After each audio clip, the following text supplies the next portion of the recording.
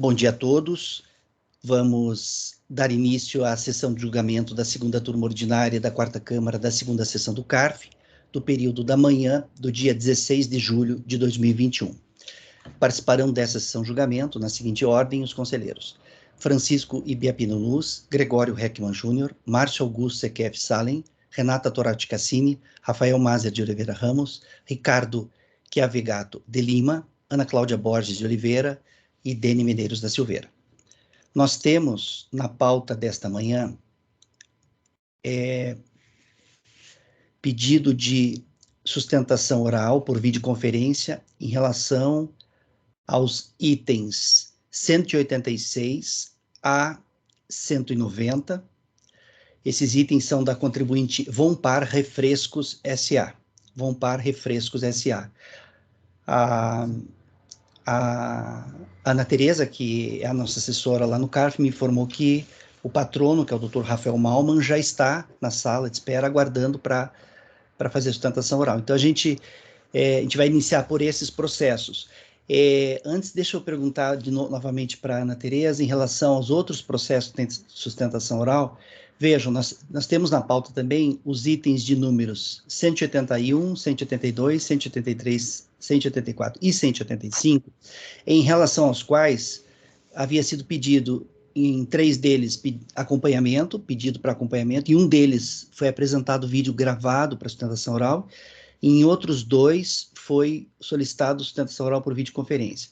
Nesses que foi solicitado sustentação oral por videoconferência, que são os itens 184 e 185, eles foram retirados de pauta, então não vai ter sustentação oral por videoconferência no 184 e 185.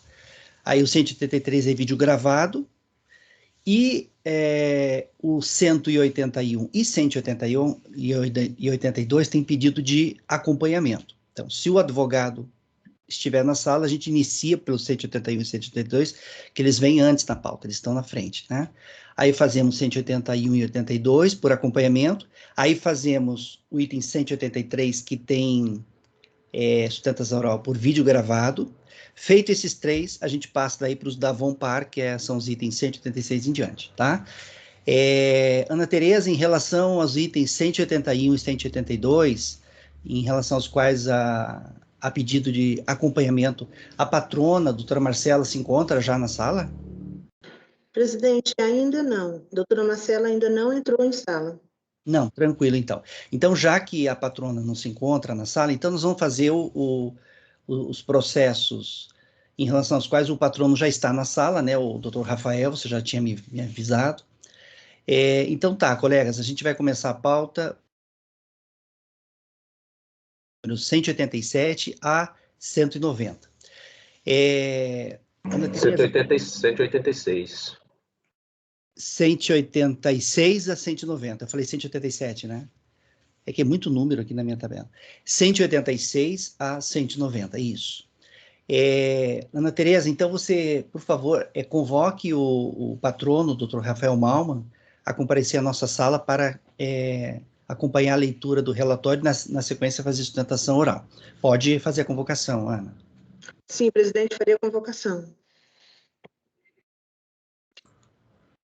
Já vou pegar lá na pasta. Itens 186, 187, 188, 189, 190, doutor Rafael Malman. Seu processo será julgado agora. Por gentileza, verifique link enviado no chat.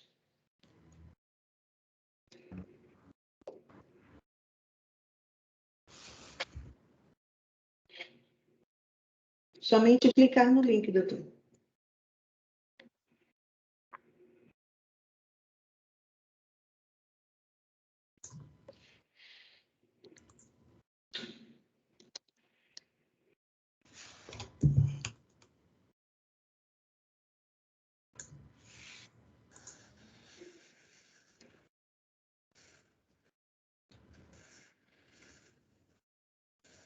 Bom dia.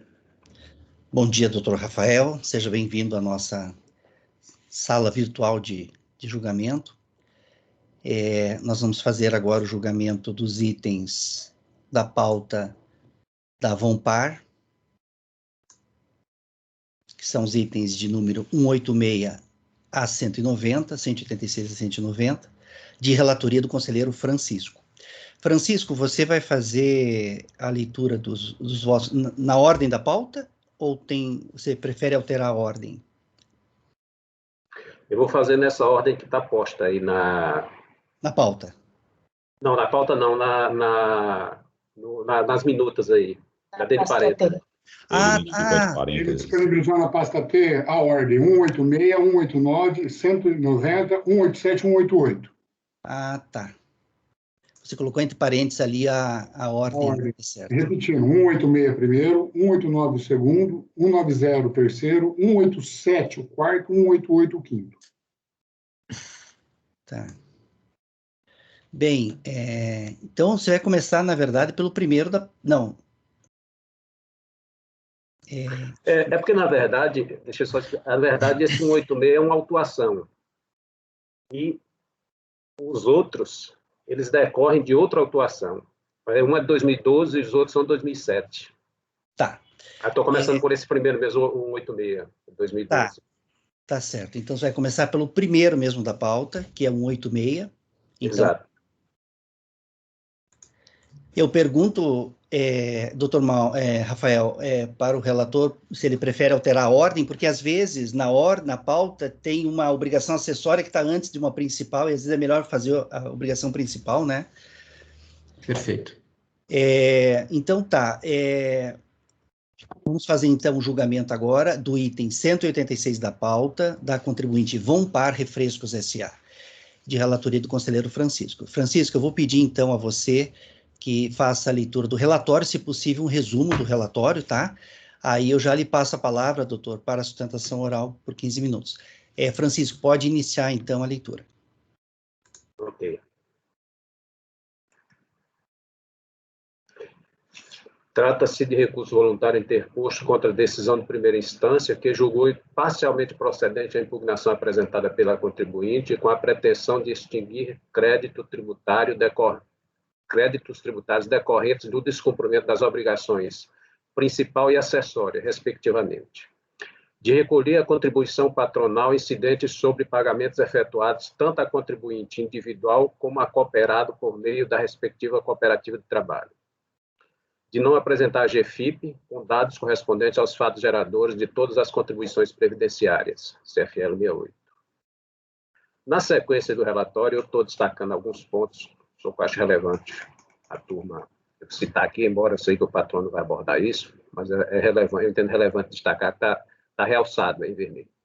Segundo o entendimento manifestado pelo auditor fiscal atuante, os fatos jurídicos inequivocamente reconhecidos como fatos geradores de contribuições previdenciárias são hábeis a caracterizar a atitude dolosa do contribuinte, de sorte que o prazo decadencial aplicável passa a ser o previsto no 731.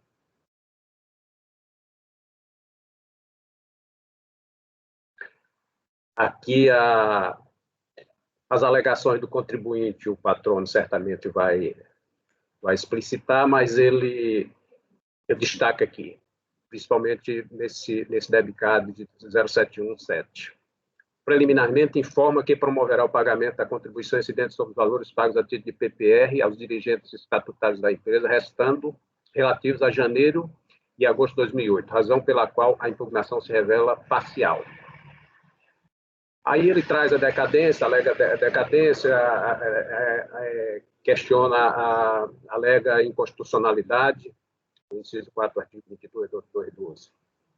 No outro debicade, ele alega a vinculação de um ao outro, que aqui ele trata da obrigação acessória. Eu acho desnecessário, prescindível a gente superar isso. Destaca aqui no julgamento de primeira instância, de origem, acho relevante esse ponto destacar, decadência, dolo, necessidade de comprovação. A simples omissão de parcelas, simples omissão de parcelas à base de cálculo não caracteriza conduta dolosa. E a falta de comprovação pelo fisco, em havendo recolhimento parcial específico para a contribuição exigida, atrai a regra esculpida no artigo 150, parágrafo 4º. Ou seja, o julgador de origem afastou aqui a caracterização do dolo reconhecida lá na autuação. Seu recurso voluntário, a recorrente traz de relevante.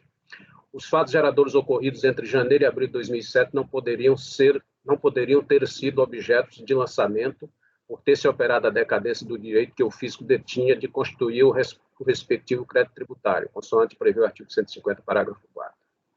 Aduz inexigibilidade dos valores pagos à cooperativa de trabalho face à inconstitucionalidade do inciso 4 do artigo 22 da 8212, e requer retroatividade benigna prevista no artigo 106, aplicando-se a penalidade prevista no artigo 32A da Lei 8212, com a redação dada pela MP 449.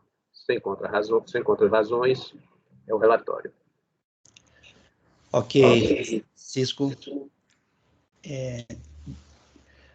Então, doutor Rafael, pode então iniciar a sua sustentação oral por 15 minutos, ok? Pode começar. Perfeitamente. Muito obrigado, senhor presidente, em nome de quem eu saúdo todos os demais integrantes dessa colenda turma. Na verdade, como são cinco processos e a gente teve um relato, ainda que sucinto, mas um relato que abrange praticamente todos os pontos, eu vou tentar não me estender em cada uma dessas sustentações, até porque nós temos matérias que são matérias que já são conhecidas de vossas senhorias e matérias que vão acabar se repetindo no julgamento de todos os processos. Nesse caso, pontualmente, quais são os aspectos? Nós temos aí o julgamento, na verdade, me corrija o relator se eu estiver equivocado, mas nós estamos julgando duas autuações no mesmo processo, né? Autuação pelo descumprimento de obrigação principal e outra pelo descumprimento de obrigação acessória. No caso do descumprimento da obrigação principal, a parcela remanescente em julgamento para apreciação de vossas senhorias diz respeito à matéria já conhecida sobre a inconstitucionalidade da incidência da contribuição de 15% nas prestações de serviço realizadas por cooperativas de trabalho. Essa discussão já está definitivamente decidida, tem decisão de inconstitucionalidade dessa contribuição por parte do STF, motivo pelo qual entendemos que é isso que deva ser aplicado ao presente caso e, portanto, isso vai redundar na desconstituição integral do valor remanescente dessa autuação. E no caso, temos ainda também a discussão relativa ao descumprimento da obrigação acessória, e aqui o ponto fundamental, como foi bem relatado pelo conselheiro Francisco, ele diz respeito à possibilidade ou não de aplicação do prazo decadencial previsto no artigo 150, parágrafo 4º do CTN, ao invés da aplicação do artigo 173, inciso 1º, por força de uma suposta atitude dolosa por parte da empresa. O que foi defendido e segue se defendendo aqui que uma atitude dolosa nesse caso, né, que o não pagamento se deu tanto de uma rubrica quanto de outra por uma divergência de interpretação da legislação. Né? No que diz respeito às cooperativas de trabalho, isso efetivamente foi reconhecido, né, por força da decisão do STF, e que no que diz respeito a outra parcela, que acabou sendo paga pela empresa quando do recebimento da intimação, não se deu, o não pagamento não se deu por dolo, enfim, se deu por um equívoco de interpretação da legislação e, portanto, o pagamento foi feito, não houve nenhuma espécie de retenção de valores, não há apropriação indébita, não há nem algo nesse sentido que pudesse justificar aí a não aplicação do artigo 150, parágrafo 4º, que já é matéria conhecida dos senhores. E, por fim, no que diz respeito à modalidade, à forma de aplicação da multa, embora haja uma discordância da recorrente e desse patrono na interpretação que foi conferida pelo CARF, a aplicação retroativa dos dispositivos relacionados à multa, inclusive já matéria simulada, porque a interpretação ela não pode ser, a nosso juízo, feita em uma comparação com multa de ofício ou não, né? O que havia de ser aplicado era uma simples retroação da penalidade mais benigna, aplicando-se a nova forma de cálculo das multas, considerando as incorreções, as omissões que constam das GFIPs, mas seja como for, o que vai se requerer aqui é que, a partir dessas circunstâncias, da muito provável desconstituição da parcela remanescente do auto, que seja feito o recálculo da penalidade aplicada no auto que aplicou a multa por conta do descumprimento de obrigação acessória. Então, basicamente, senhor, sem me estender, são essas razões da contribuinte com relação a essas duas autuações, pelo que se requer o provimento do recurso interposto. Ok, doutor Rafael. Francisco, eu vou passar a palavra a você, mas, Francisco, como é uma matéria, parece, o que vem para nós agora para julgar aqui é a contribuição de 15% lá, declarada inconstitucional, né? Então, no que for possível, você resumir esse voto seu, né? O máximo que for possível, porque tem vários outros processos, inclusive com sustentação oral de outros, com participação de outros patronos na sessão da manhã, não temos muito tempo. Então, no que você puder resumir aí, você resume para nós, tá bom? Pode fazer a leitura do voto, Francisco. Ok.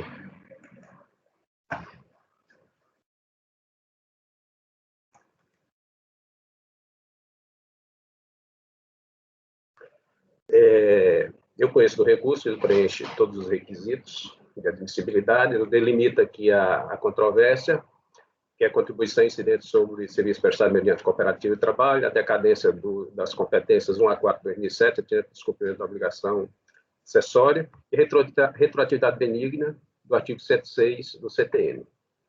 A prejudicial, eu convido a turma a ir lá para a folha 9, porque essa fundamentação inicial de decadência a gente já é de notório conhecimento. Aqui eu trago, eu destaco, eu separo em 2 tópicos, analiso a decadência da obrigação principal e a decadência da obrigação acessória.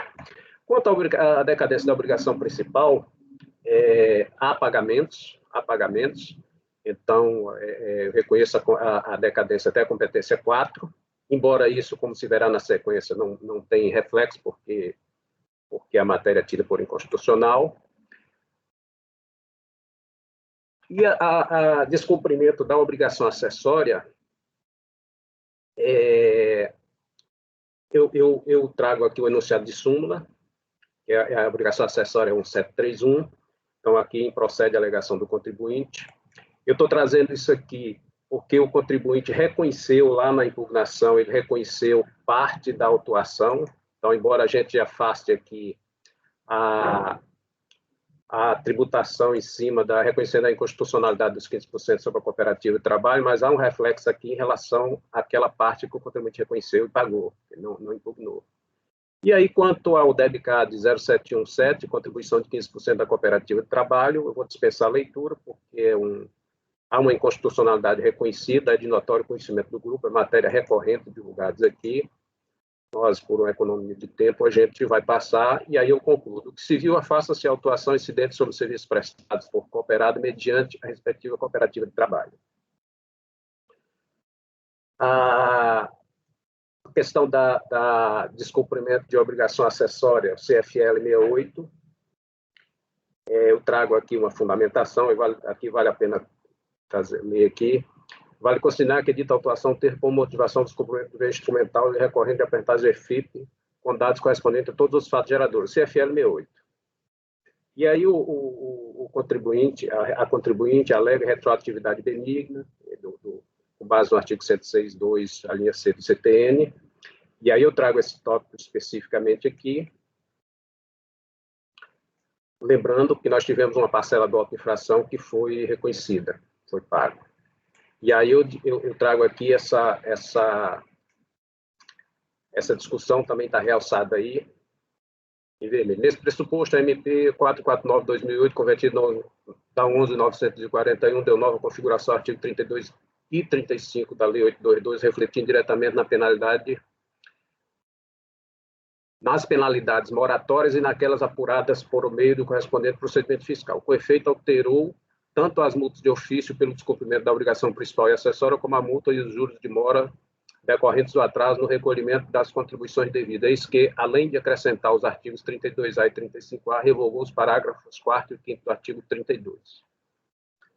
assim como deu nova redação ao artigo 35 e revogou seus incisos 1 a 3, todos do referido ato legal alterado. Com efeito, de um lado, o dito artigo 35, a sua nova redação, passa a tratar apenas das multas e dos juros moratórios decorrentes do recolhimento intempestivo das contribuições devidas. De outro, as penalidades pelo descumprimento das obrigações acessórias previstas no artigo 32.4, anteriormente capitulado nos parágrafos 4º e 5º, foram substituídas pelas multas previstas no incluído artigo 32A.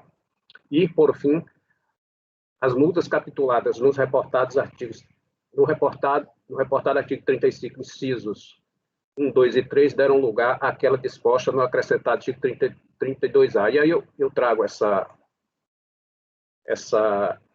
transcrevo essa legislação e sequencio. Por oportuno, o contexto de fato amolda-se às penalidades associadas correspondentes aos fatos geradores ocorridos até 30 de novembro de 2008, exigidas mediante o lançamento de ofício pelo descumprimento das obrigações principal e acessória do contribuinte prestar mensalmente por meio da GFIP as informações previstas na legislação tributária. Logo aplicável ao disposto enunciado 119 de súmula CARF. Aí eu transcrevo. Ademais, trata-se de entendimento já pacificado da Secretaria da... E aí eu transcrevo aqui, é de conhecimento notório, eu vou saltar a leitura dessa transcrição, a aplicação desse enunciado, e aí trago, porque o contribuinte pede que seja aplicado 32A. Como se vê, o citado artigo 32A trata da multa isolada aplicável às hipóteses de mera omissão atinentes à entrega tempestiva com a incorreção da GFIP, nada se referindo à falta de recolhimento das contribuições, das respectivas contribuições. No entanto, de outro modo, o 35A traz a multa de ofício de 75% aplicável nos lançamentos de ofício decorrente tanto do não recolhimento como de declarações incorretas às contribuições devidas. Assim considerado, a comparação para a identificação da penalidade mais benigna entre a multa aplicada com fundamento 32, inciso 4, parágrafo 5º da Lei 8.212, na redação dada pela Lei 9528/97, não poderá ser mencionado artigo 32A, como pretende a recorrente, mas sim o também inaugurado artigo 35A, que remeteu para o artigo 44, inciso 1 da Lei 9.430/96. Visto dessa forma, independentemente de manifestação desse Conselho, quando do pagamento ou parcelamento do débito, a ocorrência de suposta retroatividade benigna será analisada e, quando for o caso, implementada pela unidade preparadora. Aí eu trago aqui reflexos, julgamento da obrigação principal e aquele decorrente da acessória. Isso aqui eu vou dispensar essa leitura, peço para dispensar essa leitura, que é de notório conhecimento.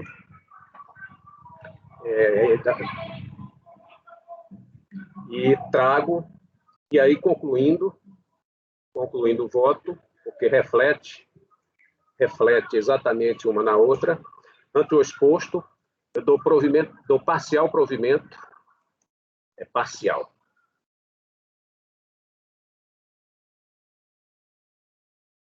Parcial provimento ao recurso interposto para extinguir os créditos tributários referentes às obrigações tributárias principal e acessória decorrentes da prestação de serviço por cooperado com a intermediação da respectiva cooperativa de trabalho.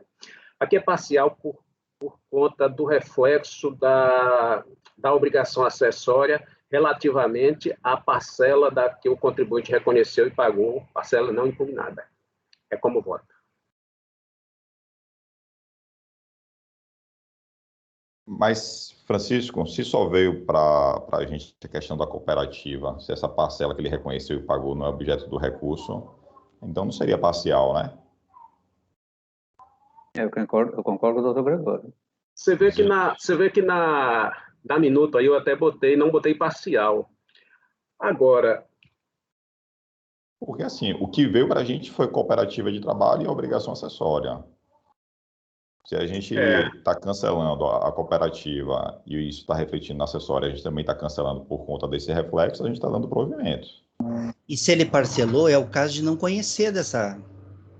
talvez ele reconheceu lá atrás. Não veio. Talvez manter como está aí na minuta mesmo, dar provimento e fazer um parágrafozinho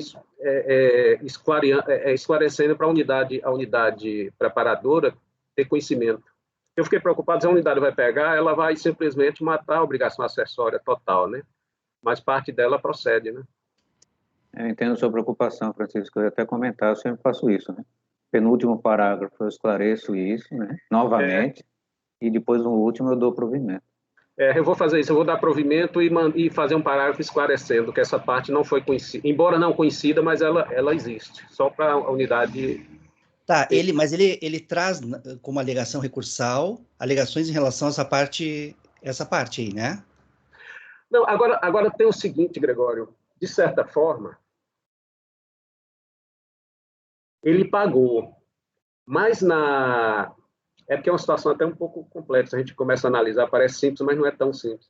Ele pagou, mas na alegação dele, ele pede que se aplique, quanto à penalidade, se aplique 32A. E esse pedido dele abrange, inclusive, aquela parcela que ele pagou lá. Entendeu? Ele pede, olha, eu gostaria que aplicasse essa multa mais benéfica, que eu, no meu entendimento, não seria o caso, 32A. Retroatividade benéfica. Né? Então, nesse pedido dele, embora na obrigação principal ele tenha reconhecido e não tenha nem impugnado, mas aqui ele está tratando da obrigação acessória, e a obrigação acessória lá também ele impugnou. Francisco, eu concordo com o Gregório, porque a matéria que veio para julgamento, a gente está dando provimento, então não seria o parcial provimento. Mas veja bem, Ana, deixa eu te fazer uma outra colocação. Se essa parcela que ele pagou tivesse em outro processo, ainda assim esse aqui não estaria vinculado ao resultado de lá? Mas o pagamento extingue o crédito. É a obrigação principal. Isso, então essa matéria não está sob julgamento. A obrigação acessória não estaria em julgamento? Ele pede. Com relação ao crédito pago, eu entendo que ele foi extinto com pagamento. Então, a matéria que está em julgamento não inclui esse crédito pago. A não ser que ele estivesse querendo uma restituição por uma forma Não, mas diferente. ele questiona. Se vocês olharem na minuta que eu disponibilizei, está provimento. Então, poderia ser... Eu já me vejo isso de ser o parcial por conta da obrigação acessória. Porque no pedido dele, do recurso, quando ele questiona a obrigação acessória, ele se refere à autuação do CFL 68. E a atuação do CFL 68 tem reflexo da parcela que ele pagou lá. Francisco, então seria conhecimento em parte? E aí, essa parte que foi paga, a gente não conhece... E a parte conhecida, o provimento é integral. Não, assim, porque ele nem impugnou essa parte aí, né? Então, se não está nem no recurso, acho que eu não teria nem que me manifestar sobre ela em relação à obrigação principal. O reflexo que eu estou vendo é só da obrigação acessória. Ele pagou só a principal. Isso. Ele não pagou nada da acessória. Não, só a principal. Aí, na acessória, ele está pedindo para que seja aplicada a multa mais benéfica. Isso. Em geral, ele não está especificando. Em geral. Aí, normalmente, como é que a gente faz? A gente coloca um parágrafo que a unidade de origem deve observar, porque a DRF já faz isso, né? E a gente nem leva isso para a conclusão, normalmente, a gente nem leva isso para a conclusão dos nossos votos. No último parágrafo, a gente faz essa observação, que a unidade de origem deve observar a multa mais benéfica ao contribuinte quando do pagamento, né? Quando ele for pagar isso, ele deve observar, e ponto. E fica assim.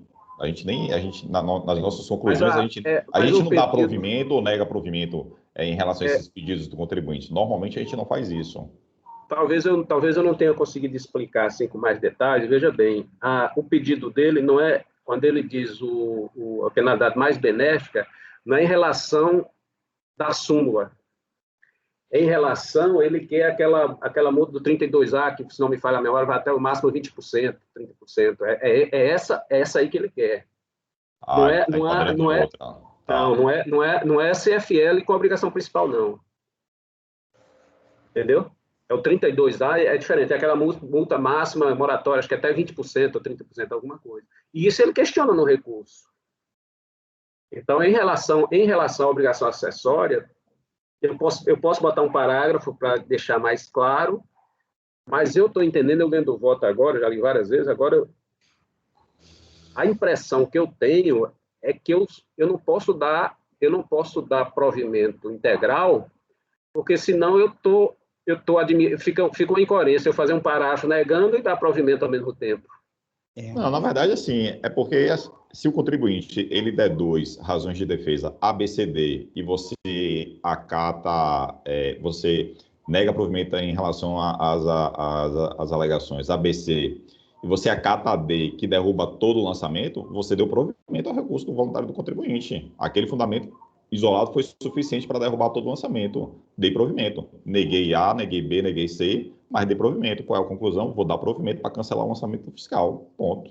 No seu voto vai estar explicado lá que ele deduziu A e você negou o provimento, ele deduziu B, você negou o provimento, ele deduziu C, você negou o provimento, ele deduziu D e você deu provimento, e isso foi suficiente para derrubar o lançamento. Ponto. Conclusão, dou provimento ao recurso voluntário do contribuinte.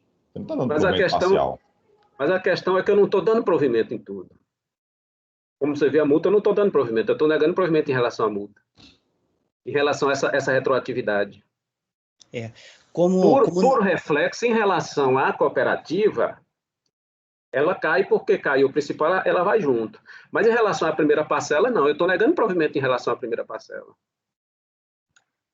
Eu não entendi, essa primeira parcela não está vinculada à contribuição da cooperativa. Não, o CFL 68 tem reflexo da parte que ele reconheceu, né?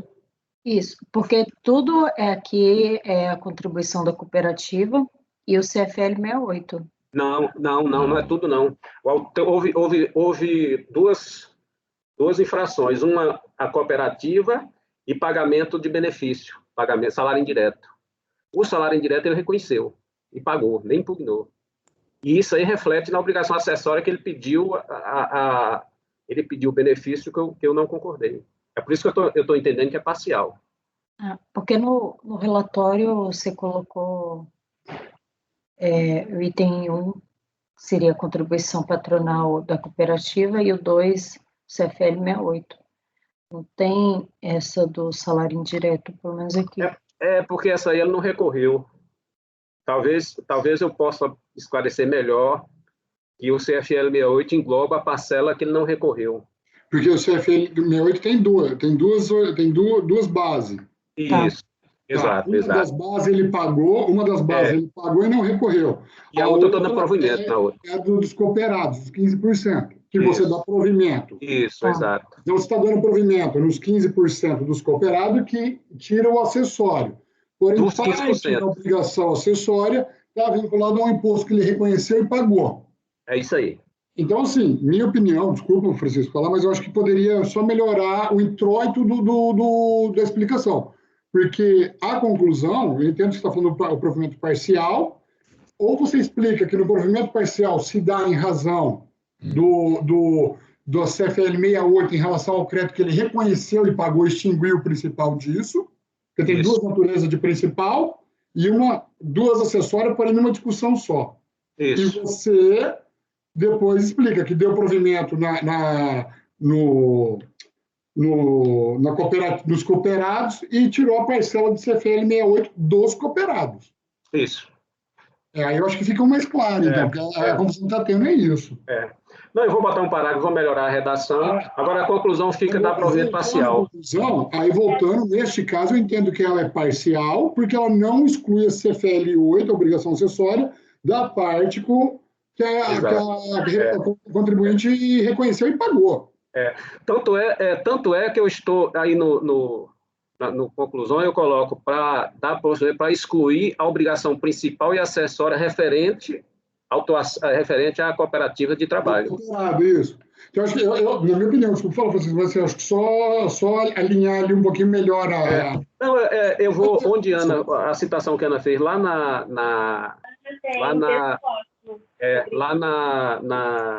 no relato, no comecinho, né? Isso, aí eu explicar que o CFL 68 não engloba só a matéria que foi devolvida de obrigação principal, que engloba também a parte principal foi paga, mas tem o reflexo da CFL 68 da principal paga. Isso, exato. Eu concordo com você, parcial para mim. Que a multa, que é o que a Ana fez, traduziu super bem no voto dela, super didaticamente, que a multa é referente a 100% da obrigação principal que está sendo exigida, dado que uma parte da obrigação principal está excluindo por inconstitucionalidade e a outra parte ele próprio pagou, Então, 100% é 100% desse total. Que, na verdade, é só a parte que ele pagou. Mas eu acho que tem que ser parcial. Não, sim, com certeza. Parcial, porque aqui a gente não está falando de obrigação principal. Não, porque quando o Gregório levantou, eu acho, se eu entendi, o Gregório estava imaginando que era a comparação com 75%, né? Mas não foi isso.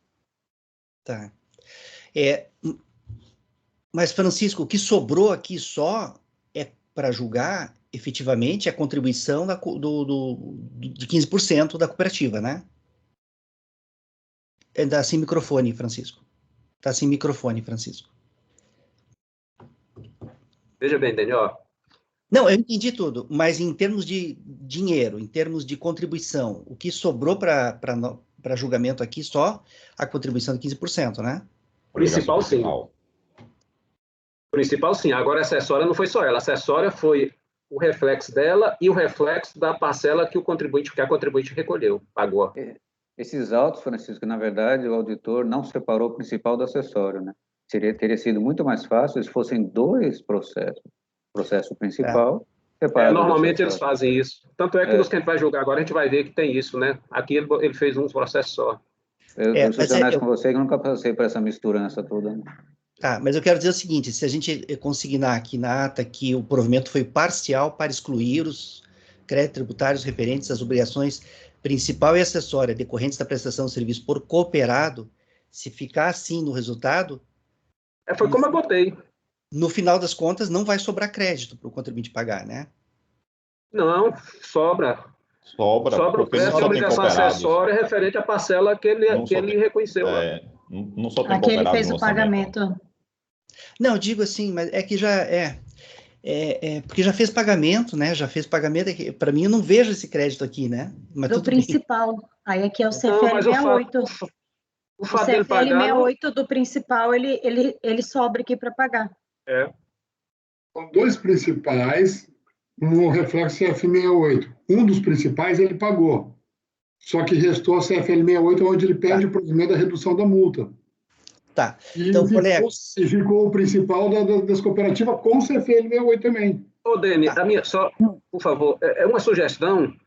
Eu manteria o voto como está aí, a conclusão, excluir o crédito tributário decorrente da obrigação principal e acessória referente à cooperativa de trabalho, e aí eu vou fazer um parêntese, eu vou fazer um parágrafo, explicando que reflete eu faço lá onde a Ana colocou, e na conclusão também eu deixo um parênteses para a unidade preparadora, quando ela pegar, ela não passar batida e deixar fora essa parcela. Mas então mantemos o provimento parcial, né? A minha proposta para deixar claro. Exatamente como está aí. Porque se tiver o provimento parcial, destaca, né? É parcial, vamos dar uma conferida, né? Se colocar integral, pessoal não...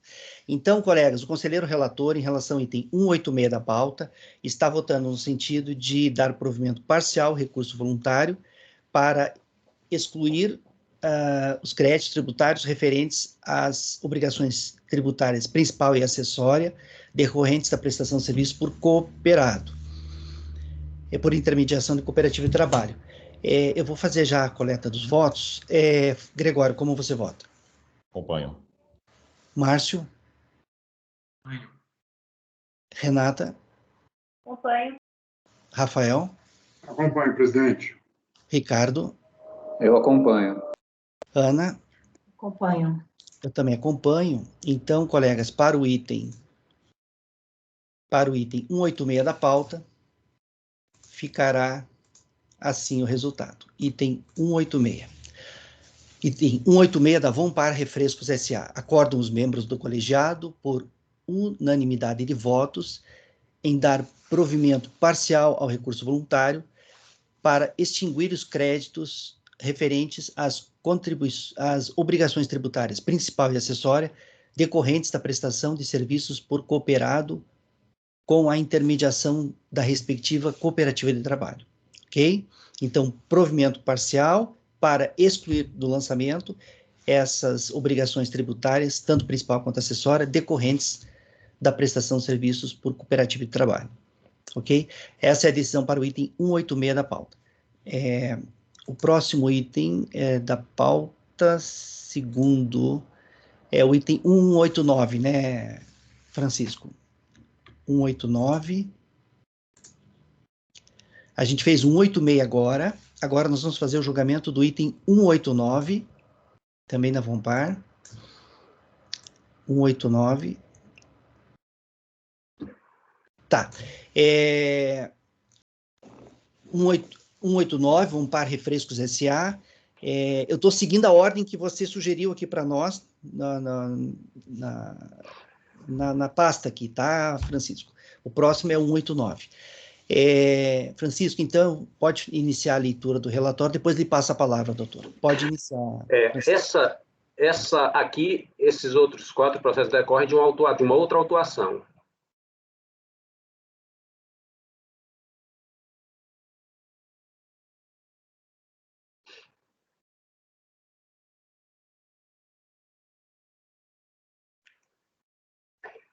Fazer de forma resumida também, destacando só os pontos que eu acho relevante a turma conhecer, embora o patrono explique, possa acrescentar ao que eventualmente ele entenda relevante. Trata-se de recurso interposto contra a decisão de primeira instância que julgou improcedente a impugnação apresentada pela contribuinte com a pretensão de extinguir crédito tributário decorrente das contribuições devidas à parte patronal e aquelas destinadas ao SAT e a terceiras entidades e fundos, incidentes sobre seguro de vida em grupo pago aos empregados.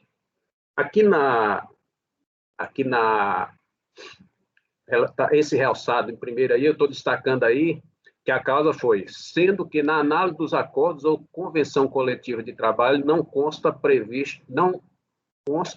previsão para este pagamento. Ou seja, a motivação do seguro de vida de grupo aqui não constava da convenção coletiva de trabalho. Sequenciando, o julgador de origem entendeu improcedente. O recurso voluntário, a recorrente alega decadência até novembro de 2001. Defende que os valores pagos a título de seguro de vida em grupo não se sujeitam à incidência das contribuições previdenciárias, tanto pela isenção prevista no artigo 458, parágrafo 2º da CLT e artigo 28, 9º, a linha P da Lei 8212/91, como pela ilegalidade e inconstitucionalidade do artigo 214, parágrafo 9º, inciso 25 do decreto 3048. E aí, sem contra-razões, é o relatório. Ok, Francisco. O doutor Rafael pode fazer a sustentação oral, então, por 15 minutos. Pode começar. Senhores, mais uma vez, pretendo ser absolutamente breve. Essa questão do seguro de vida também é questão conhecida por vossas senhorias. Há uma parcela que nós sustentamos a decadência, como no caso anterior, né, pela aplicação do artigo 150, parágrafo 4º CTN, não o artigo 173.1, porque houve a comprovação de que houve pagamentos a título de contribuição previdenciária no período, então a decadência deveria ser estendida até a competência de novembro de 2001. E no que diz respeito ao seguro de vida, os pagamentos que foram feitos à participação da empresa, eles estão listados, sim, eles constam de acordo coletivo de trabalho. Havia uma alegação de não cumprimento, ou pelo menos na decisão recorrida, de que não seria possível identificar que tipo de seguro seria esse, mas isso tudo cai por terra com o reconhecimento, né, e aplicação de jurisprudência do STJ a respeito do tema, de que essa previsão em acordo ou convenção coletiva de trabalho ela é desnecessária, né, e já há, inclusive, nota da PGFN a respeito do tema, talvez tenha sido por conta disso que sequer tenha sido apresentada contra-razões a esse recurso. Então, por essas razões que se requer o provimento integral desse recurso com a desconstituição do crédito tributário. Muito obrigado. Ok, doutor Rafael. Francisco, pode fazer a leitura do voto, então. Ok. Como o doutor já colocou, para a gente, essa questão tem ato declaratório, parecido da PGFN, eu já estou indo no mérito aqui, já na conclusão do seguro de vida em grupo. Está realçado. Eu destaco aqui, como se vê, a controvérsia estabelecida cinge-se tão somente quanto ao pagamento do reportado de seguro sem que haja previsão em acordo ou convenção coletiva de trabalho, nada se referir à suposta individualização de valores. Contudo, o pagamento de seguro de vida em grupo ou em valores não individualizados não se reveste na natureza salarial, porquanto é isento da contribuição social previdenciária, independentemente de previsão em convenção ou acordo coletivo de trabalho. E aí eu trago essas decisões, parece inclusive que nos vinculam, então eu estou indo já para as conclusões, porque trata-se de matéria que não nos cabe questionar sua aplicação. Ante o exposto, rejeita para eliminar suscitado o recurso interposto e, no mérito, dou-lhe provimento. É como voto.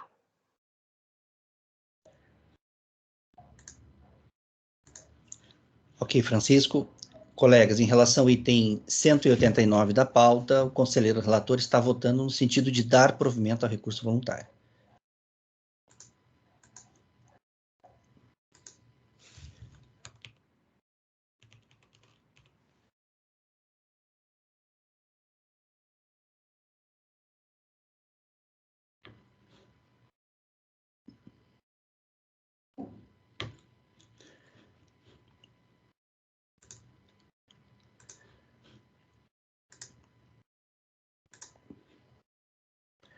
Inclusive, em relação ao seguro de vida, tem até uma proposta de súmula que vai ser votada agora em agosto, né, início de agosto, pelo Pleno, uma proposta de súmula realmente nesse sentido do seu voto, né.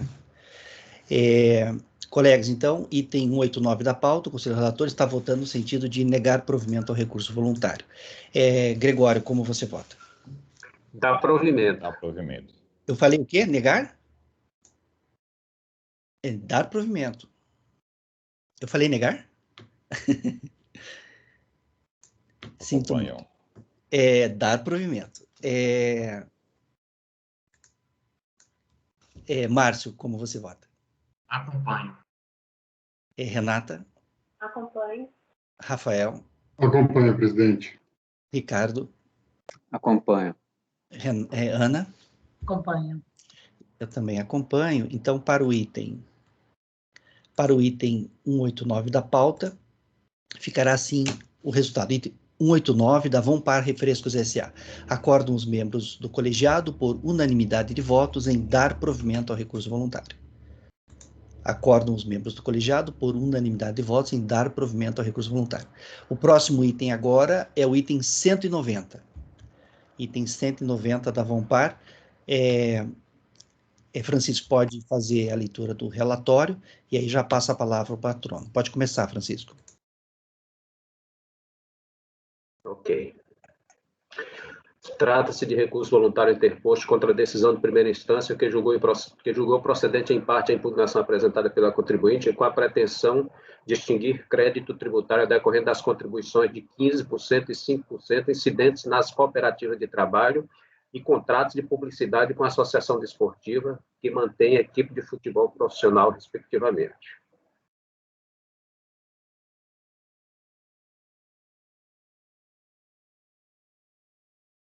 E aí eu vou direto no recurso. O contribuinte traz de relevante para a solução da controvérsia.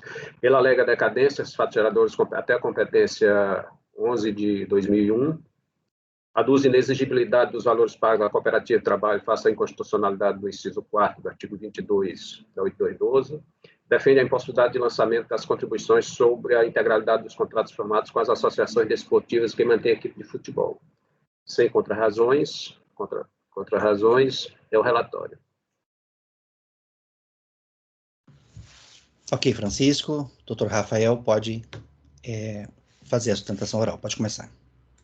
Senhores, com relação a esse caso, talvez seja esse que tenha uma questão um pouco mais diferente dos demais que vão ser apreciados, além das alegações relacionadas à decadência e à inconstitucionalidade da contribuição do serviço prestado por cooperados por intermédio de cooperativas de trabalho, há uma questão relacionada aí a contratos que são firmados com clubes de futebol, né?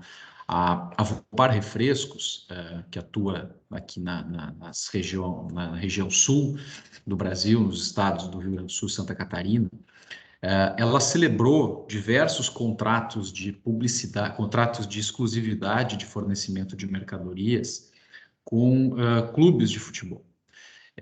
Esses contratos, eles basicamente prevêem a possibilidade, né, de comercialização nos bares instalados dentro das instalações desses clubes de futebol, nos estádios, basicamente, a exclusividade na comercialização dos produtos da linha fabricada pela empresa. Então, esse é o principal mote do contrato celebrado, né? E a autuação, ela sustenta que este contrato, na verdade, seria um contrato de publicidade, contrato de propaganda e marketing, e por conta disso haveria necessidade de recolhimento das contribuições previdenciárias. O que nós explicamos, né, no curso da fiscalização e sustentamos ao longo desse processo? Que a parte de publicidade, que não era, e hoje em dia, nesses contratos, há referência ao quanto do contrato diz respeito à publicidade, e é um valor absolutamente baixo, mas o que interessa efetivamente, a busca que se faz com a celebração desses contratos é a possibilidade de se comercializar produtos exclusivamente nos bares instalados nos estádios. Então, imaginem aqui no Rio Grande do Sul, os estádios do Internacional e do Grêmio, que podem receber 40, 50, 60 mil pessoas, né? Há uma comercialização de produtos em montante bastante significativo em dias de jogos, ou havia, né, quando ainda era possível receber jogos nos estádios, quando eles estavam abertos, mas o fato concreto que o grande mote da exclusividade é esse, é permitir um volume expressivo de venda de produtos, né? Impedir, evidentemente, que produtos de outras marcas possam ser vendidos naquele mesmo local e, por conta disso, o pagamento é feito. Então, se há algum tipo de publicidade, e evidentemente que há, quando se servem as bebidas nos copos, que tem a logotipia dos produtos vendidos pela empresa, ou alguma outra adesivagem que possa ser feita nos bares, enfim, mas isso é absolutamente irrelevante perto do valor que se paga pela exclusividade propriamente dita, né? E como os senhores sabem, a publicidade estática em estádios de futebol, aquela publicidade que efetivamente tem algum valor, que é aquela que fica no campo de jogo e que aparece tanto para o torcedor que está no estádio quanto aquele que está assistindo o jogo pela televisão, ela não é objeto desse tipo de contratação. Ela fica separada, ela é contratada pelos clubes com as redes de televisão e com quem detém os direitos, né, de decisão sobre isso. Então, o que fez a fiscalização nesse caso foi simplesmente pegar esses contratos e, de uma forma, fazendo um arbitramento que não existiu, na verdade, porque se considerou o valor integralmente pago como sendo um valor pago a título de despesa de publicidade, propaganda, enfim, se desconsiderou essa questão da exclusividade. Os contratos celebrados, eles estão anexados aos autos, é possível fazer essa verificação, e o que nós sustentamos é que, do ponto de vista, ainda que possa, dentro dessa exclusividade, haver alguma parcela relacionada a marketing, não há dentro não houve essa explicitação no contrato, mas é impossível que se pressuponha que o valor é integralmente pago a título de publicidade, né? Que o grande objetivo, a força desse contrato, ela está na exclusividade, e é muito razoável que assim se compreenda ao se conhecer a realidade desses fatos. Então, basicamente, são essas as razões que impõem, no entendimento da recorrente, o provimento do seu recurso, também com a desconstituição da integralidade do crédito tributário. Ok, doutor Rafael. Francisco, pode então fazer a leitura do voto, item 90 da pauta. Pode começar. Ok. Eu conheço do recurso que ele preenche os requisitos de admissibilidade. Quanto a prejudicial, é matéria já recorrente, e essa fundamentação já é de conhecimento, igualmente ocorreu com o julgamento anterior, convido a turma aí lá na folha 9, que é onde eu faço as inferências. E aí eu trago. Nessa perspectiva, tratando-se de obrigação principal, nos termos vistos no enunciado 99 de súmula do CARF, a existência do recolhimento de contribuições previdenciárias, ainda que parcial, já atrai a aplicação da regra especial do visto no CTN, artigo 150, parágrafo 4, a respectiva competência.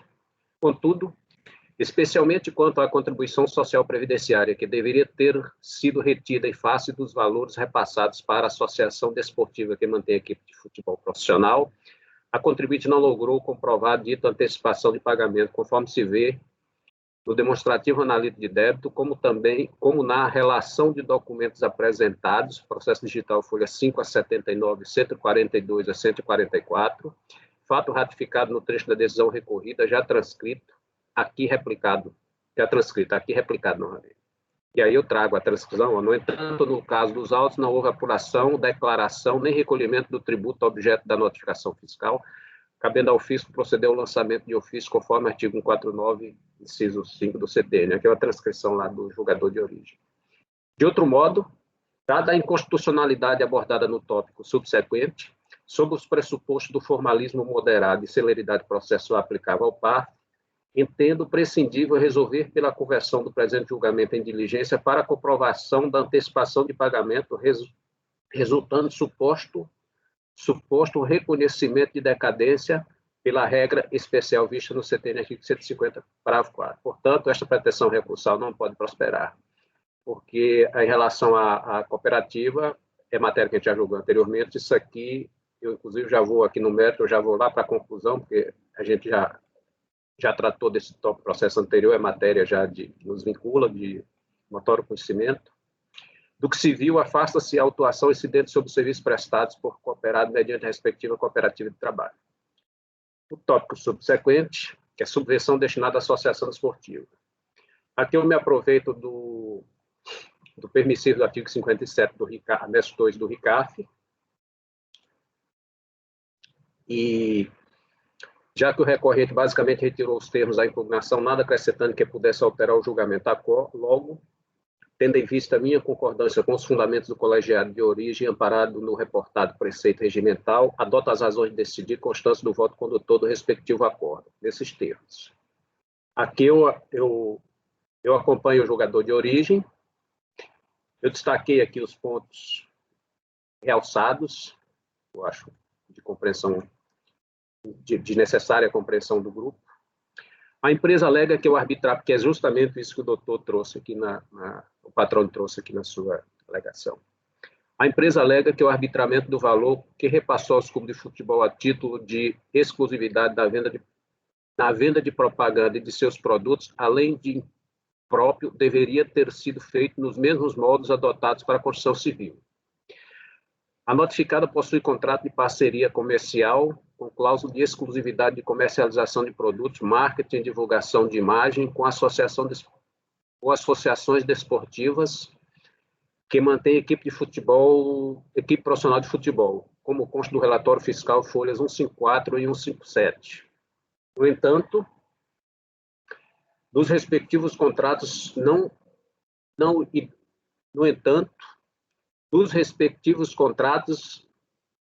erros de concordância, que é transcrição.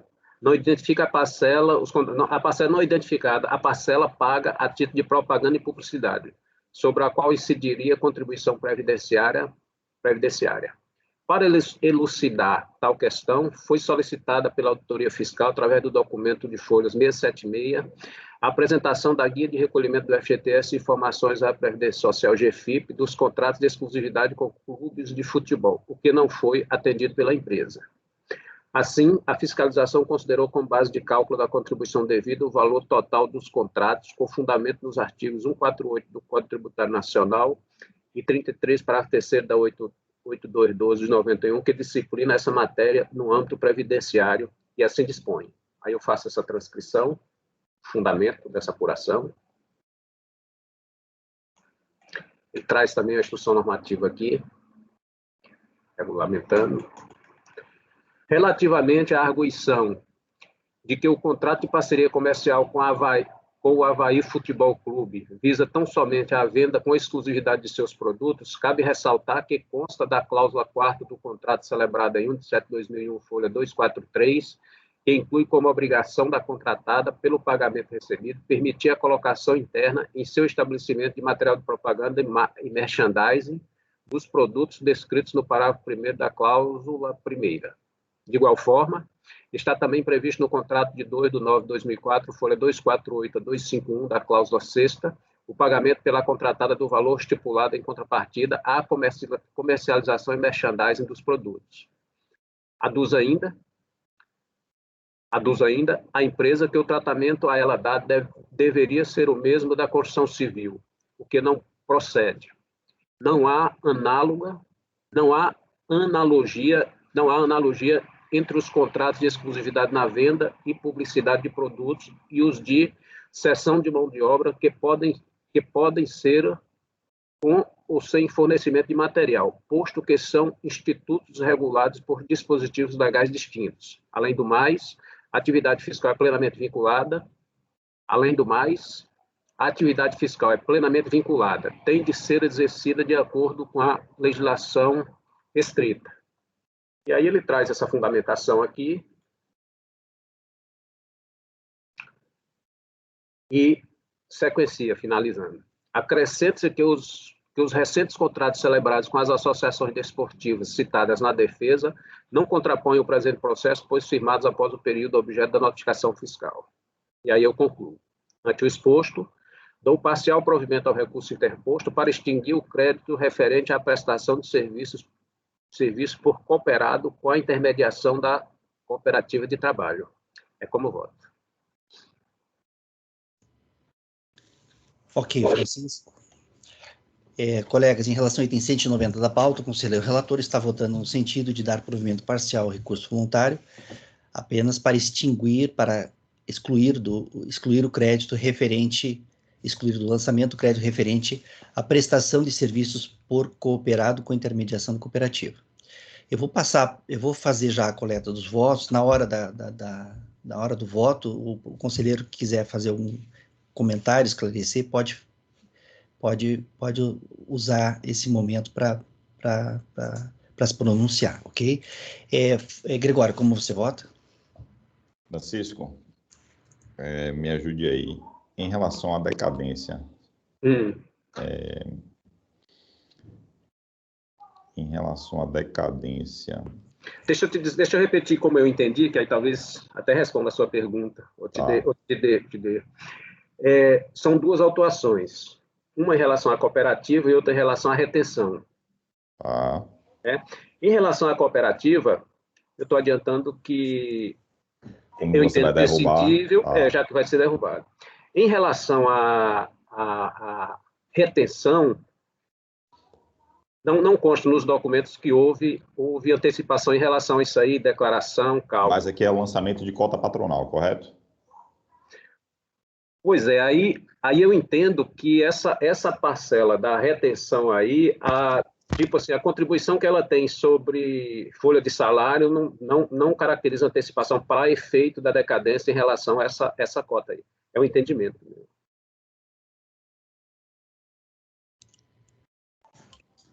Que é contrário ao da súmula, que diz que qualquer recolhimento evidencia pagamento antecipado. Pois é, Ana, eu não entendo que seja. Por exemplo, se você tem um ganho de capital, na pessoa física, você tem um ganho de capital e você tem uma retenção na fonte de um pagamento de remuneração, isso seria antecipação? Eu entendo que não seria antecipação dessa aí para efeito de ganho de capital. Acho que não seria a súmula. A gente já discutiu, acho que o Deni aqui trouxe já... O Deni trouxe. Eu lembro até que o Deni falou assim, que talvez a súmula esteja mal escrita, mas é como ela está escrita. Então, ainda que a gente possa dizer que a súmula possa ou não ter sido infeliz na sua redação, é o que temos na súmula, né? Tá. Esse ponto da decadência, então, já me esclareceu. Outro ponto, eu não localizei ainda aqui o relatório fiscal. Eu queria entender como é que é a fiscalização, como é que o autuante tratou dessa questão do repasse das verbas para a associação desportiva. É porque aí foi assim, Gregório, é o que o patrono ele deixou bem claro.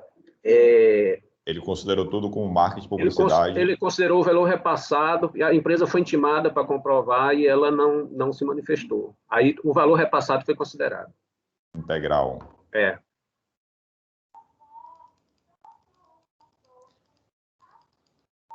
Mas o contrato fala que tem comercialização de produtos também. Tem.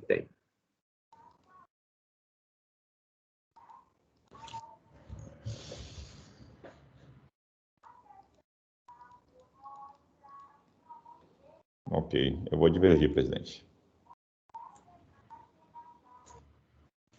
Vai divergir e você vai votar como, só para eu saber? Votar provimento. Provimento, ok. Márcio, como você vota? Relator. Relator. Renata, como você vota? Eu acompanho a divergência. Rafael? Divergência. Ricardo? A divergência do doutor Gregório é apenas em relação ao publicitário, não é isso, doutor Gregório? No mérito eu vou acabar dando, eu estou dando provimento no mérito também, mas minha primeira divergência seria em relação à decadência, eu vou reconhecer a decadência, e aí no mérito eu estou entendendo que a fiscalização não poderia, aqui foi arbitramento, né?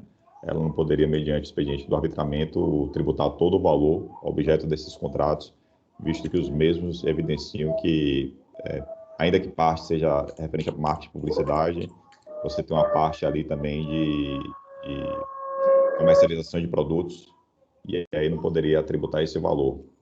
Como ela faria, aí não sei, não estou entrando nesse mérito, mas o que ela fez está errado. Ô, Gregório, desculpa eu interromper, mas só para ficar claro, até para, de repente, você ver se é assim mesmo. Não tem comprovação aqui. Esse processo não tem comprovação de antecipação de pagamento. Pela porta da empresa, certamente tem comprovação, mas aqui não tem. Eu até faço a colocação que eu não iria converter em diligência em função do meu entendimento só daquela outra. O que talvez dê no mesmo, né? Porque você vai negar provimento mesmo. Vai dar provimento, né? Está sem som. Eu estou olhando aqui o RADA, não, o RDA, não tem RADA, o RADA eu ainda não achei, não sei se tem. Não tem. Mas o RDA tem, e no RDA você tem ali recolhimentos em 2001. É um levantamento bem grande, né? São muitos levantamentos, muitos estabelecimentos. Mas o RDA, ele começa na folha 142. E aí, por exemplo, para o primeiro levantamento do primeiro estabelecimento, você já tem ali valores referentes à competência outubro de 2001, por exemplo.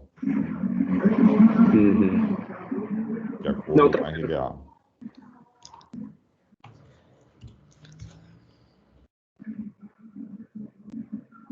Tá, podemos seguir na votação? Sou eu, né? Não, eu levantei porque realmente... Oi. Pode falar. Porque, assim, realmente, falando daquela questão, assim, se houver pagamento.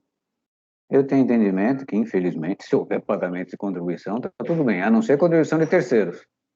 Não adianta você recolher para terceiros e dizer que recolheu e que isso pode afastar a decadência, né? Então, se fica uma questão, assim, um bocado nebulosa, né? Mas eu, nesse caso, eu vou acompanhar o relator, e aí eu pergunto se seria excesso de preciosismo, inclusive foi até o presidente que falou quando foi a conclusão, aparecer a palavra apenas, para extinguir apenas o crédito referente à prestação de serviço. É só um preciosismo que eu pergunto, mas eu acompanho o relator. Pode ser, né, Francisco? É preciosismo? É excesso? Peraí, desculpa, eu não peguei. Na conclusão, para extinguir apenas o crédito referente. Eu sei que o provimento é parcial. O que foi escrito como extinguir o crédito referente à prestação já está dizendo que é o parcial. Mas eu tenho uma tentação tão grande de colocar o apenas. Né? Pode ser, né, Francisco? Eu acho que não Não vai alterar tua conclusão. Já coloquei lá. Tá bom. Obrigado. Não vai ser incluído apenas. O Rafael tinha votado, né? Acompanhou o relator, a divergência, e o Ricardo acompanhou o relator. Ana, como você vota? Acompanho a divergência do Gregório. Eu acompanho o relator, então vai ficar assim o resultado.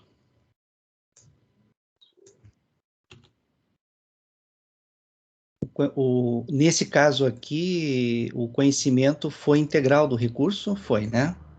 Sim. Tá.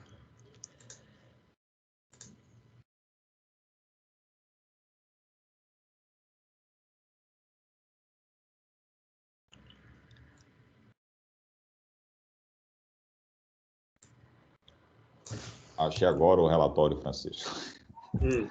O relatório da notificação. E aí, bem no começo, ele fala, né? São 2 objetos da atuação, né? A contribuição de 15% em relação ao cooperativo de trabalho e a retenção de 5% sobre o valor total dos contratos de publicidade e propaganda. De fato, ele considerou tudo como publicidade e propaganda.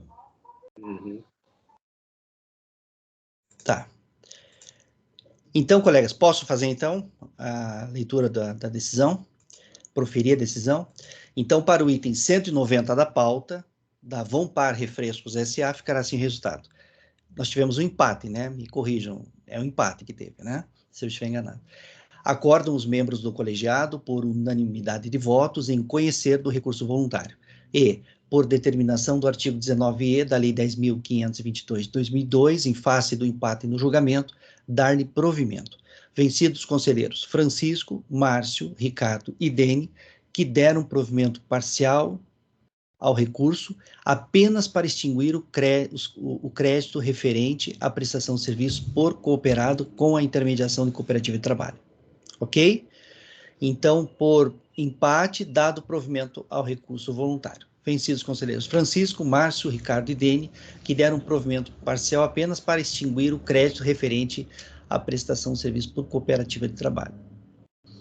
Então, esse foi o item 190 da pauta. Agora vamos para o item 187. 187 é contribuição patronal também, SAT e terceiros. Francisco, então pode iniciar então a leitura do item 187, daí na sequência eu passo a palavra ao patrono. Pode começar, Francisco. O relatório. Ok.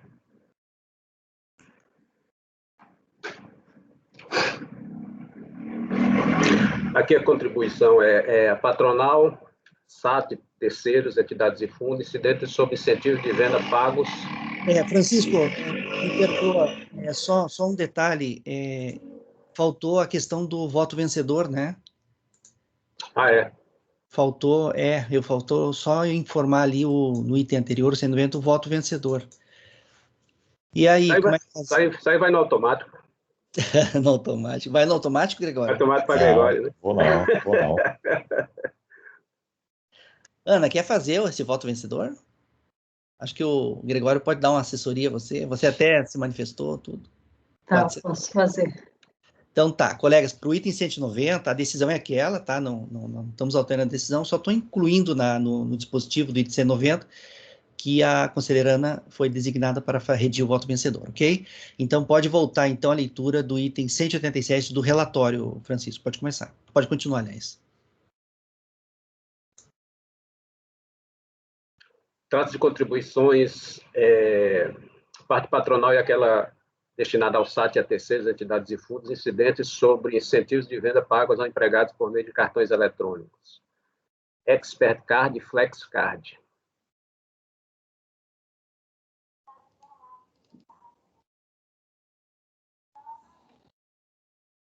Essa parte introdutória, como eu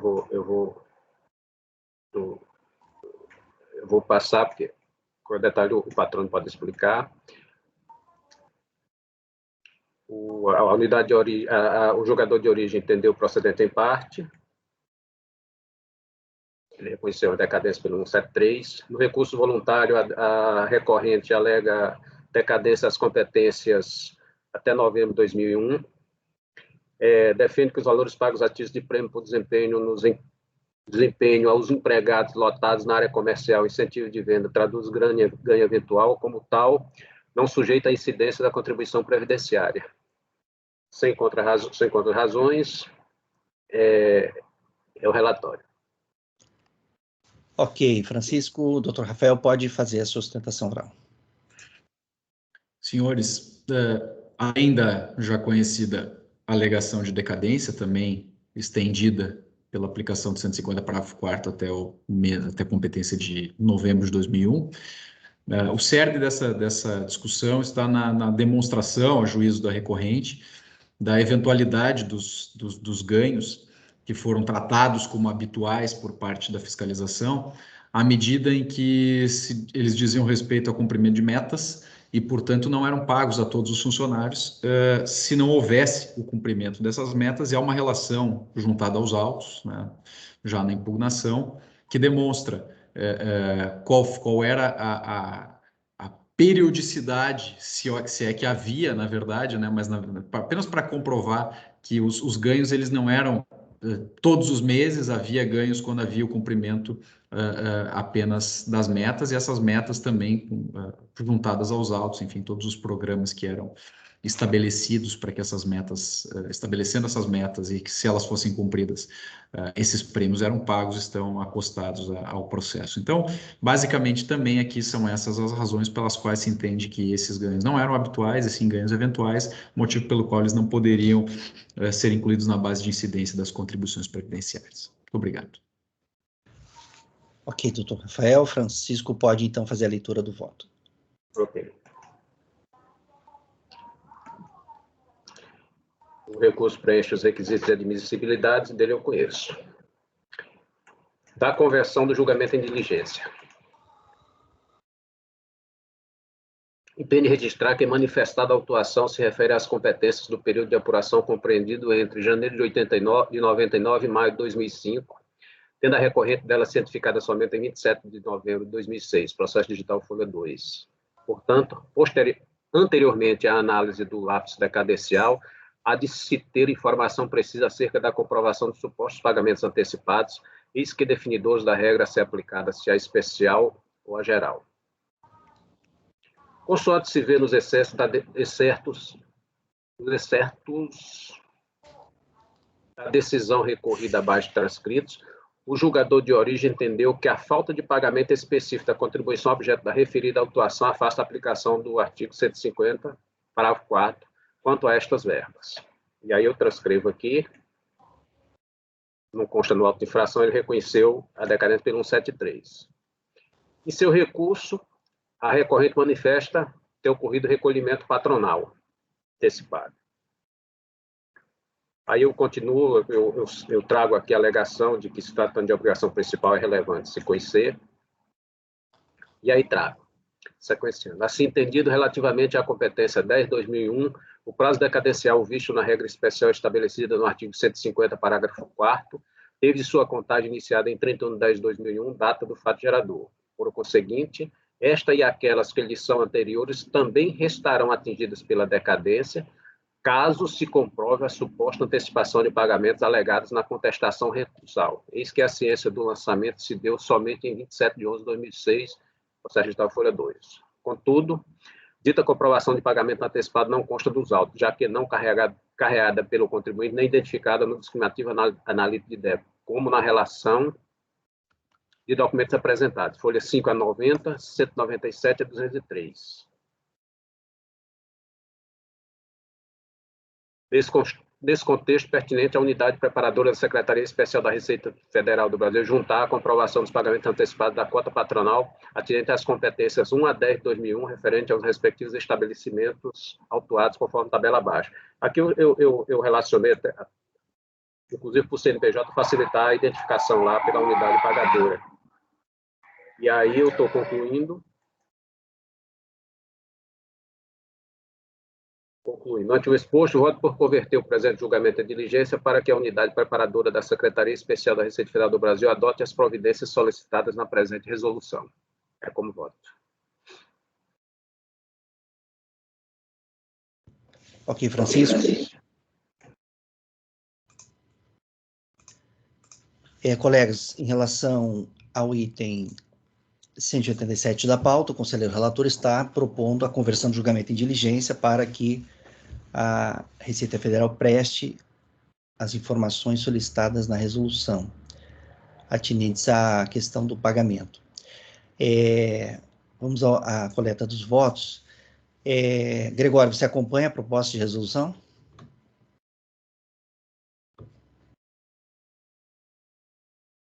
Acompanho. Márcio? Acompanho. Renata? Acompanho.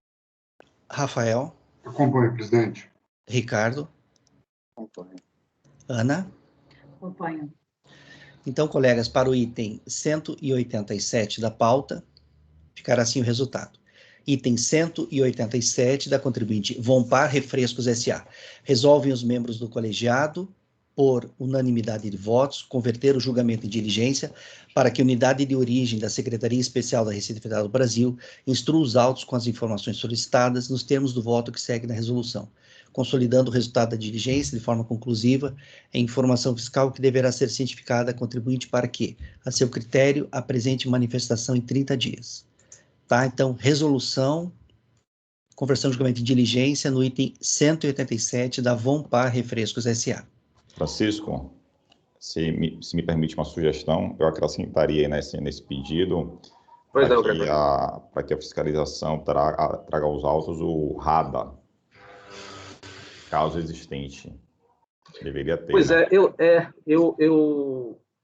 até vi, eu dei uma olhada aquela capa lá, aquele rosto lá da autuação, até depois conversei com o Luiz sobre isso, na época o Luiz ainda fazia parte da turma.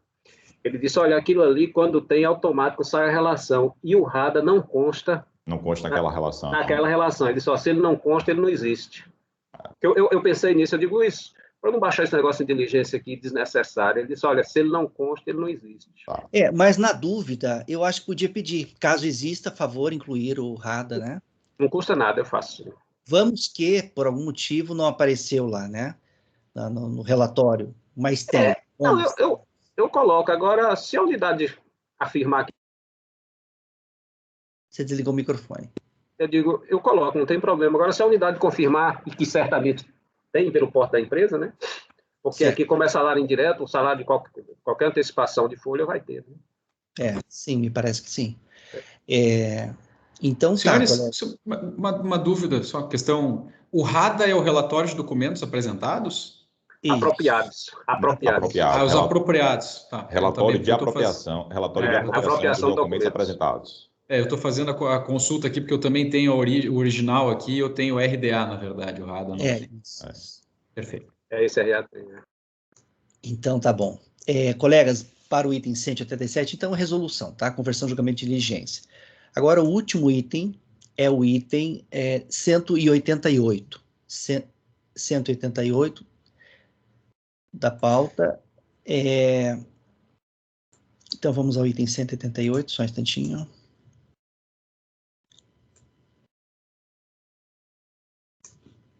Item 188, Francisco, pode fazer, então, a leitura do relatório. Ok. Trata-se de recurso interposto contra a decisão de primeira instância que julgou procedente em parte a impugnação apresentada pela contribuinte com a pretensão de extinguir crédito tributário decorrente do descumprimento da obrigação acessória de apresentar a GFIP com dados correspondentes aos fatos geradores de todas as contribuições previdenciárias, CFL 68.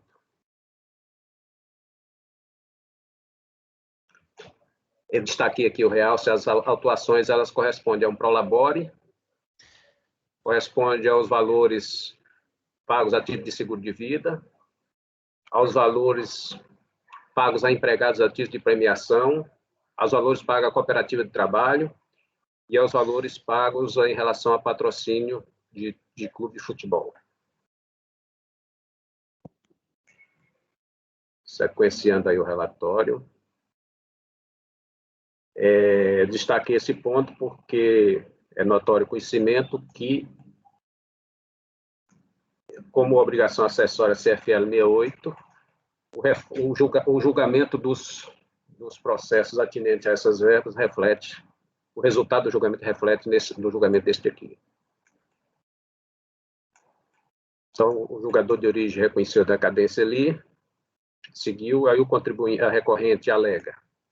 Os fatos geradores ocorridos até a competência novembro de 2000 estariam decaídos. Requer retroatividade benigna do artigo 106, aplicando-se a penalidade prevista no 32A. Isso aqui a gente já viu lá naquele outro processo anterior. Ressalta o suposto efeito confiscatório da multa aplicada. Defende que os valores pagos a título de seguro de vida em grupo não se sujeitam à incidência. Aqui é a alegação que ela, na verdade, é um reflexo do que foi alegado no principal. Assinala que os valores pagos a título de prêmio por desempenho aos empregados lotados na área comercial, incentivo de entrada dos ganho eventual, igualmente foi arguído lá no processo principal. Aduz inexigibilidade dos valores pagos à cooperativa de trabalho face à inconstitucionalidade do inciso 4 do artigo 22 da 8212, igualmente foi feito anteriormente. Defende a impossibilidade de lançamento das contribuições sobre a integralidade dos contratos firmados com associações desportivas que mantêm a equipe de futebol profissional, conforme decidido já no processo anterior. É o relatório.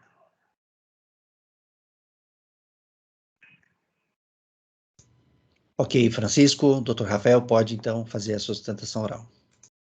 Senhores, certamente não vou repetir todas as razões já trazidas nos outros recursos, mas faria aqui uma ponderação, um pedido que não consta do recurso, certamente, mas de suspensão desse processo até a definição dos demais casos, para que se tenha uma aplicação mais fácil depois do que for definitivamente decidido nos demais, né?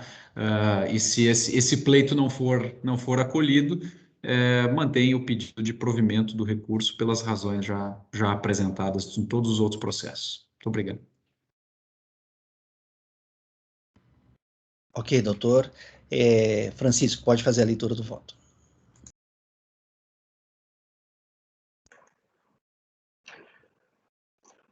O recurso atende os requisitos de admissibilidades, dele eu conheço. Da conversão do julgamento em diligência. Considerando-se que o resultado do julgamento de recurso interposto contra a decisão referente à obrigação tributária principal reflete naquele atinente à obrigação tributária acessória àquela vinculada, consoante decisão recorrida e recurso voluntário interposto, destaca-se, no quadro abaixo, as autuações cujos efeitos terão de ser replicadas no presente julgamento. Processo geral, folha 5.618 a 5.630 e 5.636 a 5.686. Aí eu trago uma tabelinha aí. Debicab, final 691, processo digital 2007-37, infração, valores não declarados de EFIP, prêmio de incentivo de venda. Debicab 6910, processo digital final 2007-97. As infrações, valores pagos à cooperativa de trabalho e patrocínio a time de futebol.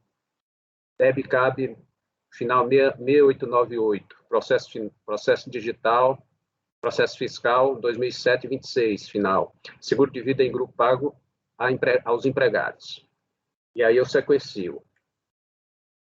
A propósito, ditos processos foram julgados nesta sessão de julgamento, cujos resultados destacamos. Eu antecipei aqui porque eu tinha que trazer alguma coisa, naturalmente a gente vai alterar. Eu trouxe o resultado dos processos que foram julgados, mas o que interessa aqui é esse processo 2007-37, que é o item 187, esse último que a gente julgou, que eu trago a conclusão dele. Ante o exposto, voto por converter o presente julgamento em diligência para que a unidade preparadora da Secretaria Especial da Receita Federal do Brasil adote as providências solicitadas na presente resolução. Eu vou alterar o resultado do processo aqui, que a turma divergiu, aprovou, a divergência venceu. E aí eu trago a fundamentação aqui da vinculação do resultado do julgamento do processo principal ao desta obrigação acessória. Faço minhas inferências. Como visto, tratando-se de relação intrínseca estabelecida entre aquelas obrigações principais e esta acessória, CFL 68, quando afastadas as bases de cálculo das primeiras por motivos diversos de suposta decadência em face do artigo 150, parágrafo 4, do meu entendimento, igualmente não existe o descumprimento desta segunda. Afinal, o contribuinte não poderá ser penalizado pelo suposto descumprimento de obrigação acessória à qual não se sujeitava. Em tal perspectiva, considerando que O julgamento do processo número final 2037-87 reflete diretamente na solução desta controvérsia, é razoável que sejam julgados conjuntamente. Por conseguinte, já que a turma deliberou pela conversão do julgamento do primeiro em diligência, é pertinente este ficar sobrestado, a ele apensado, aguardando o retorno daquele, oportunidade em que deverá ser redistribuída a este relator para prosseguimento do julgamento. Ante o exposto, voto pelo sobrestamento do presente julgamento até o retorno do processo final 10.552.00444/2007-37, possibilitando assim que sejam julgados conjuntamente. É como voto. Ok, Francisco.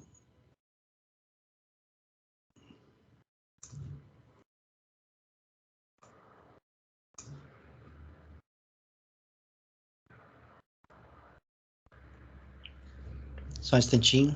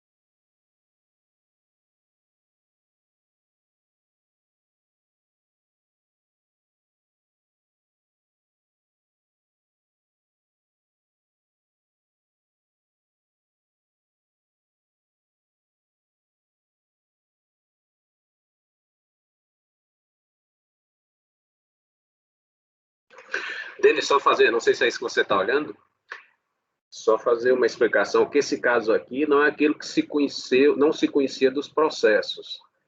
Esse aqui, o processo tinha que vir a julgamento porque não se sabia o resultado do julgamento, né? Então não teria como ter um despacho antes do julgamento dos processos.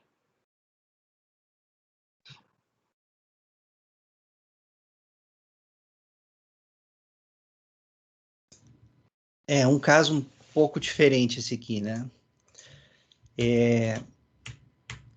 Eu vou colher os votos, tá? Daí eu faço a leitura aqui do dispositivo. É basicamente o que o patrono disse, né, doutor Rafael? Suspender, sobrestar o julgamento desse item 188 até o retorno lá do outro processo de julgamento. Porque o processo anterior foi convertido em diligência, então ele não foi julgado, não tem resultado, então não tem como julgar esse é o resultado desse outro anterior. Tá. Então tá.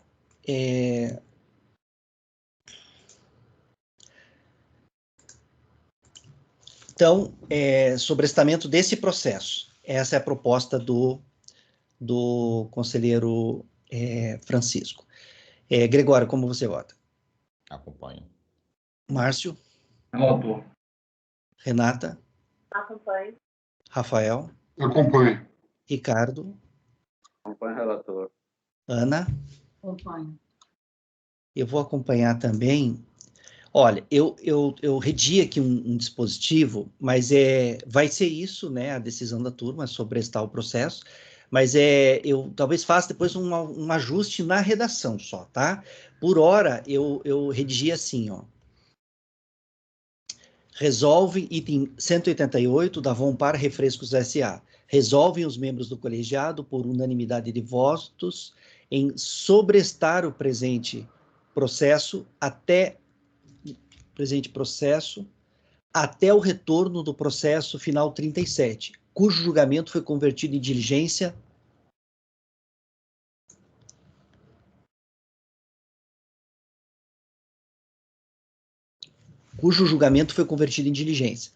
possibilitando assim que sejam julgados conjuntamente, tá?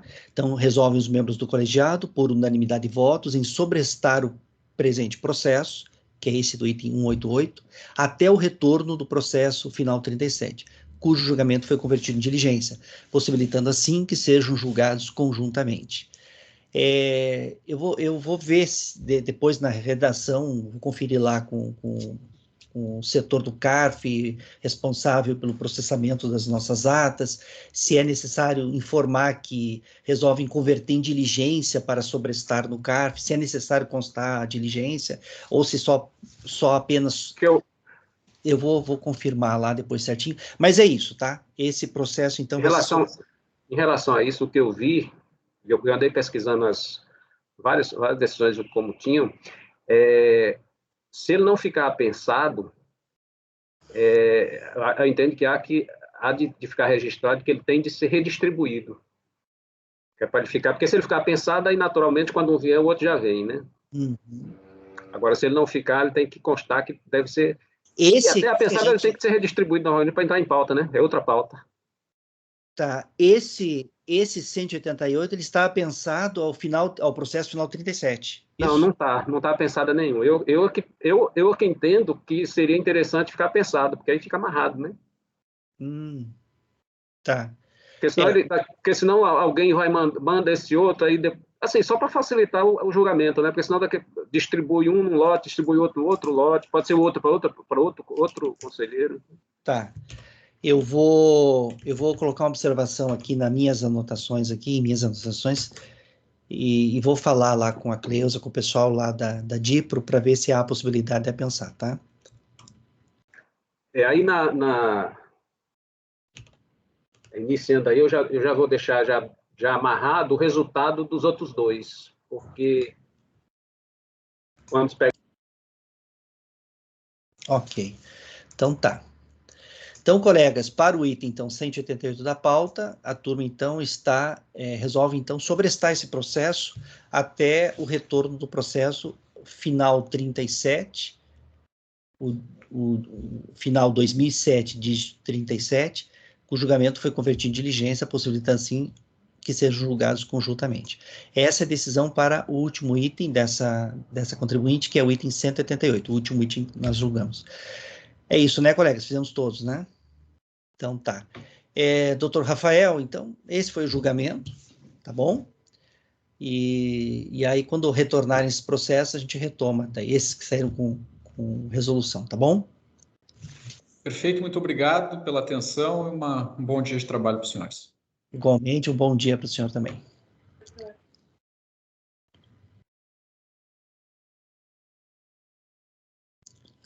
Tá, colegas, a gente tem um intervalo agora e temos... falta 2 minutos para as 11. Ana Tereza. Sim, presidente. Nós temos patronos na sala esperando? Sim, doutora Marcela. Eu acho que ela espera um pouquinho, né, gente? Estamos há bastante tempo, né? Ela tem que tomar uma água, né? Alguma coisa. Então, a gente vai fazer um intervalo agora, tá, Ana Tereza? Avisa, então, a doutora Marcela que a gente acabou de finalizar essa primeira parte da sessão da manhã. A gente vai fazer um intervalinho agora de 15 minutos e daí a gente reinicia com o processo dela, tá bom? Sim, presidente, aviso. Então, avisa a doutora Marcela. Então, tá. Ana Tereza e Rafael podem encerrar a gravação.